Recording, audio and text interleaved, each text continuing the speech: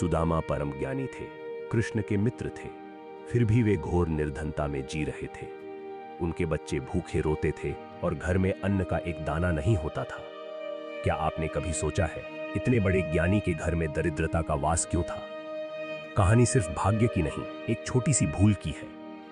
तंग आकर सुदामा की पत्नी सुशीला ने एक दिन कहा, आप अपने मित्र कृष्ण के पास क्यों नहीं जाते? वे द्वारका के राजा हैं, वे हमारी मदद जरूर करेंगे।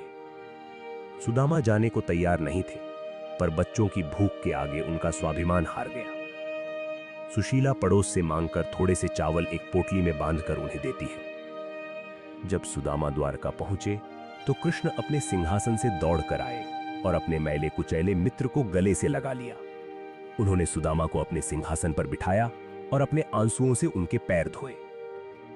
दोस्ती का ऐसा दृश्य किसी ने नहीं देखा था। कृष्ण ने वो चावल की पोटली देखी जिसे सुदामा शर्म के मारे छिपा रहे थे। कृष्ण ने उसे छीन लिया और बड़े चाव से उन चावलों को खाने लगे। सुदामा ने कुछ नहीं मांगा और कृष्ण ने कुछ नहीं दिया। सुदामा खाली हाथ ही घर लौट आए। लेकिन जब सुदामा अपने गांव वापस पहुंचे तो अपनी झोपड़ी की जगह एक विशाल महल देखकर दंग रह गए। उनकी पत्नी और बच्चे सुंदर वस्त्रों में थे। कृष्ण ने बिना कुछ कहे अपने मित्र को सब कुछ दे दिया था। लेकिन कहानी यहां खत्म नहीं होती। असली रहस्य तो अब सामने आना था। रात में जब सब सो गए तो सुशीला ने सुदामा से पूछा, प्रभु, मुझे एक बात समझ नहीं आई।